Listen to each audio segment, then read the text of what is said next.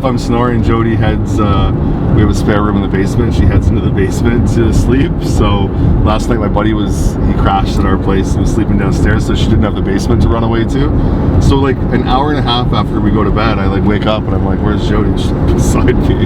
So I got up to go to the washroom and I peek out and I could just see her feet hanging off the edge of the couch in the living room. So she went and slept on the couch for the whole night, but apparently didn't sleep because my snoring was actually so loud, I'm told, that she could hear it through the walls in the bedroom into the living room, and it affected her entire evening.